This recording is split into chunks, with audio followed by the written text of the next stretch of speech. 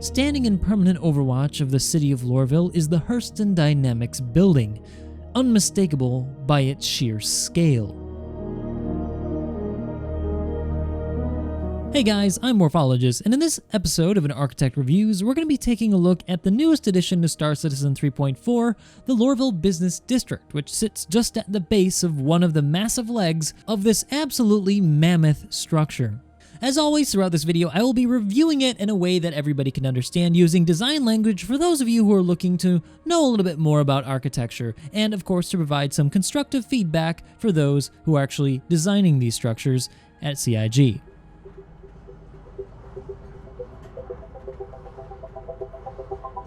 As we've talked about in other videos, procession, or the way you enter a space, is really important, and I think the Lorville Business District does this pretty well. I love how the train goes through a city of very tall buildings, something that we would consider like New York tall, but you enter a space that's got a ceiling height of almost as high as those buildings, giving you a sense of the scale of this 4-kilometer high building. The trams on the left side there that go vertically is also a really nice touch and kind of hints at the way they're conceiving people will get up and down this massive structure. And I really do like how they've exposed some of the structure to give you an idea that it's a built space, that there's some logic to it. I also really like the materiality change. The steel catwalks and exposed conduits are instead replaced by very polished and fine surfaces of both marble, and it looks like a polished gold or bronze that fits within the Hurston Dynamics color scheme. It strongly transmits to me that this is a different kind of space with a different sort of clientele. These aren't workers. These are very wealthy traveling business people here to do business with Hurston Dynamics. But materiality only goes so far. It's the way you use it to construct space for the occupant that really starts to create its character in either a successful or unsuccessful way. And it's clear to me, at least, what they were trying to do here. They want you to feel that you're small, evident from the massive overscaling of pretty much everything we've seen so far. Now, this space is smaller, and you might wonder why. Well, it's not because they got lazy. It's actually a pretty common technique used in places like churches. You compress the space in the entry to make the proceeding space feel larger than it actually is, inspiring a sense of awe and wonder in it, almost as if you have entered indeed the house of some god or deity. For those of you having paid attention, you'll also have noticed that there are a lot of stairs going into this space, and this, of course, is also by no mistake. Stairs are a good way to transmit a sense of power, that what space you're entering is meant to be held in higher regard than your average space that maybe would be at street level. This is the house of some high government official, some powerful leader, some god, and almost comically at the center of this religious space stands a statue of Archibald Hurston, who we are presumably meant to regard almost as a demigod in this building. It's clear then that the intention of this space is not so much as to provide a utility to the user, but instead also to provide a statement for both the wealth of the Hurston family, but the power that they hold over everybody who visits. But this design is not without practical use. You see, after entering a space like this, imagine yourself being in the shoes of somebody coming to sell something to Hurston, say a supplier, or somebody hoping to have some sort of merger done. If you had entered through this space and then gone up to some high meeting room, who do you suppose is going to be setting the terms of this agreement? And although it is not the focus of this video, the building itself really follows this design philosophy. It is massively overscaled relative to everything else, and there's no reason to go this tall. It's incredibly expensive. The purpose of it is to show the wealth, the power, and remind the indentured servants who is holding the reins of their contracts. But now let's turn our attention back to the details of the design, because I think there's a lot of successful moments here in this space, especially the structure here, which is constantly reintroduced and still holds the same consistent detailing style as the rest of the design. Gold inlays, metals, and it does look like it fits. It definitely makes the space feel like it could have been built with some future high-strength material. There are some weird anomalies, like the trash can and that fire extinguisher in the corner. And then over here, there's an exposed HVAC vent, which is quite strange considering the level of detail and complexity everything has gone to here everywhere else in the design. It seems strange that it would leave them exposed rather than integrating them into some of the cracks or the crevices between the material changes like I would probably have done myself. There is a really successful space though here, just to the right, just adjacent to the giant statue, and that's these nice little intimate conversation spaces. They changed the material on the floor to carpet, which would help with acoustics and also make it feel a little bit more domestic and conversational, and I really like the little table lamps. That too adds to the feeling of domesticity. The high-backed seating is also probably going to help visually block out distractions so that people can focus on their conversations. And these baffling bits on the ceiling seem to suggest that they would trap sound in some way, though I'm not sure if that was the intention. Again, here in the corner is a really nice little conversation space. I think that these are great little breakdowns of otherwise massive spaces that would feel quite uncomfortable to sit down and discuss business in. Looking back on this footage as I record this too, I really can't help but notice the really poorly integrated trash cans and fire extinguishers. We really wouldn't do this in a building. I mean, this level of attention to detail with the inlays in the floors and the nice little intimate spaces seem to be really counteracted by these very ugly and out-of-place trash cans. I think that they could have integrated these a little bit better into the design by putting them into the wall, recessed in some way, and the fire extinguishers hidden behind panels. I mean, you really only need a sign directing you to those things. You don't have to have them so out in the open like that. I mean, it really does seem quite unfortunate. They did pay so much attention to very fine details, but they kind of left those necessities out, and I think that really is what separates very successful firms from ones that are still kind of learning design, is that they can make these great big gestures with materials and beautiful little details, but then they start adding HVAC and venting and they forget about them and leave them quite exposed and ugly, kind of destroying the design. One of the things I don't particularly like though is the way that they formed the concrete. I mean, I really appreciate they're trying to do something like what Blade Runner did with the interior of the Tyrell building, but the reason why those spaces are so successful is because the geometric shapes, while they are concrete and angular and oppressive, they're really defined more by the lighting strategy. If you guys remember the scenes where all of the conversations took place, if you look closely, it's not the geometry of the space that's really defining it. It's the way the light is being used to bounce off different surfaces, and even the color of the light, like a warm 3200K, maybe even 3000K level lighting. And the reflections off the water and what have you is really what's making the space feel dynamic and alive.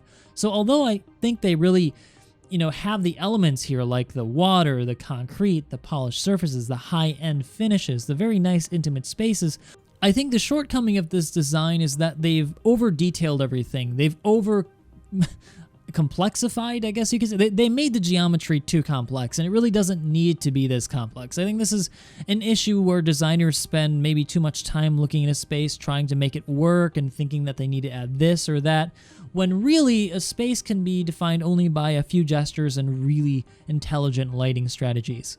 That's not to say that it's a complete failure, though. I actually really, really like a lot of these details. I love the little gold trim that goes around everywhere. It makes everything feel very consistent. Entering now the showroom of Hurston Dynamics, the place in which they sell their goods, I find it to be very consistent with the architectural language that they've already established. I do appreciate how the glass in front of the showcases has been added to add an additional reflection, though the reflection space in the engine rendering isn't working quite right, so I don't think it's as pronounced as I think that they hoped it would be.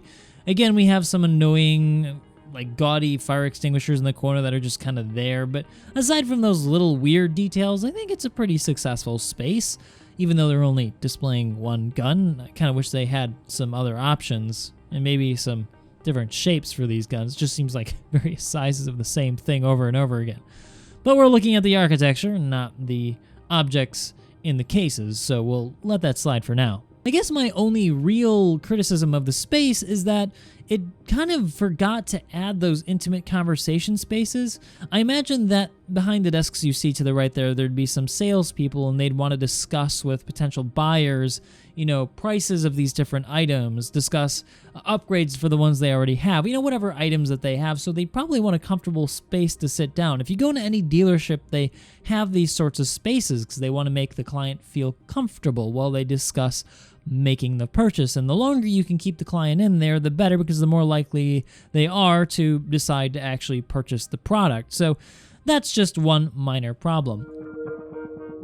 But now let's move across to the room directly opposite to the showroom, and that's the transfers room, and this is apparently the stock exchange in Hurston. You'll find it through this identical hallway, and it kind of makes it a bit of a wayfinding issue to have two identical hallways with no significant differences other than the signs themselves.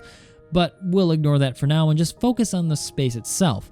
I find the space to be interesting. I like that we enter it above the trading floor, looking down on something, giving you a sense of verticality. I also really like that the ceilings are a bit lower, making it feel a little bit more intimate. Of course, there are some more intimate conversation spaces up here. Again, an annoying trash can and exposed fire extinguisher. For some reason, apparently they can't afford to have them recessed in the wall, like I said earlier. And the furniture, of course, is just okay, it fits, but I really like that they've made these specific carpeted spaces for this sort of interaction. I also really like the trading suites here, which are a pretty good idea. They're well lit and they're private, so you can close the doors and get a bit more of acoustic comfort for doing your trading in there. And I think that's a really nice touch and attention to detail for what the user might require.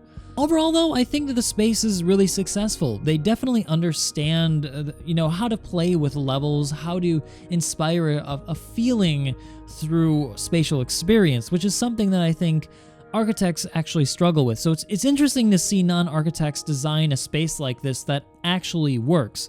Let's ignore the fact that it's ridiculously large. I think there's a point to that in the lore and the fact that they want to make people feel like they're small and nothing in the face of such wealth and power, the wealth and power that Hurston Dynamics has. Just notice how they've got like these different levels for different purposes within the space to break down this really large room. You've got the raised platform to the right for trading, the raised platform to the left where their screens are so you don't walk in front of them, and this lowered area in the center, which is clearly a path for circulation. I also really like the lighting strategy. They run lights underneath the stairs to really highlight them. There's undercast lighting to highlight these wonderful precast concrete walls. Again, stupid exposed trash cans and extinguishers. I'll stop talking about those. What I really like, though, is when you get up here to the office, is that the ceiling lowers and the light changes to point lighting. And this is something that's called pool of light. It's a sort of psychological tool to make a space feel more comfortable. Point lights in a sort of warmer color make it feel like a comfortable space, make it feel a little bit more luxurious, and I like that they did this. I'm not sure if it was intentional, but I think the result is pretty successful. Of course, I have to commend them in the material selection. I think that it's very appropriate for the Lorville Business District. It very much fits Hurston Dynamics. It's cold, it's elegant, it's wealthy feeling, and consistent throughout all of the design. They've really created a very good design language here at the Hurston Dynamics building. I think it's something that they're going to be able to translate into other spaces, maybe even the high-end rooms that eventually we're going to be able to live in, and I really look forward to seeing what they're able to do. In conclusion, then, I really only have one major criticism, and it really applies to all of the designs they've had so far, not just in the Lorville Business District, but I think everywhere in Star Citizen. Everything is too busy. I don't think that you need to have so many angles in order for the space to feel successful. You only need a few very successful gestures, and here's why. When you have so many angles and so many different moves and materials intersecting, it de-emphasizes the specialness of those particular gestures, and everything kind of blurs into one. By having it only happen in a few moments here or there and being highlighted or emphasized or accentuated by lighting or specific special materials, you make the experience a lot more impactful and memorable. It doesn't just apply, again, here to the Lorville Business District. You go down into the Workers District and it's the same thing. There's like tons of fans and trash and cords and stuff, and it's just too much. It overwhelms. It's like they want to show off the engine and how wonderful Star Citizen is, how beautiful it looks, right? I mean, obviously we know it's not running the best at the moment. It's definitely running better. But they're trying to show off how good the engine is in some ways, and I think it's really detracting from the look of the game. They don't need to have so much detail to make it look special. I mean, look at this hallway, for example. It's actually pretty simple as compared to everywhere else, and I really like how there's just a concrete wall and a simple polished surface with a little bit of gold detailing. I think that works. You don't need to have all of this crazy geometry to make it look good, and that would be the one really big criticism that I would hope that CIG would take from this if they took nothing else.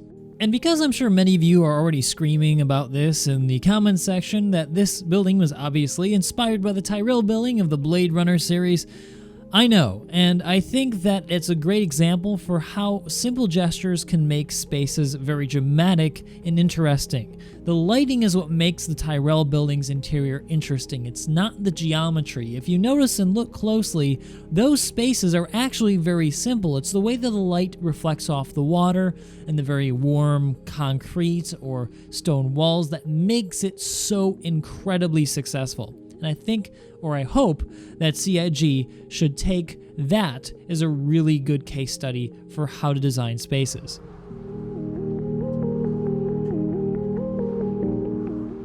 So I really hope you guys found this video entertaining and kind of get an idea of my passion for architecture. I really love talking about it, and so being able to talk about it in my favorite game is a really fun thing for me to do. If you'd like to see me do a video on a different topic or different game, and you think there's some really cool architectural items that you'd like to see an architect's perspective on, let me know down in the comments section below. Of course, I'll be doing more of these on Star Citizen in the future. I'm just looking for good options for me to do. I will be doing the 600i touring module sometime in the future, so stay tuned for that. But if you guys didn't like the video, well, you know what to do. If you guys would like to see me do any of my content live or do live streams of Star Citizen or other games, also check me out over on my Twitch channel, which you'll find in the description below. If you're looking to get into Star Citizen and want to know more, also be sure to check out my video, An Introduction to Star Citizen. You can also use my code to give you 5,000 extra UEC when you start playing today when you buy a base package. Anyway guys, all for now. I hope to see you guys next time.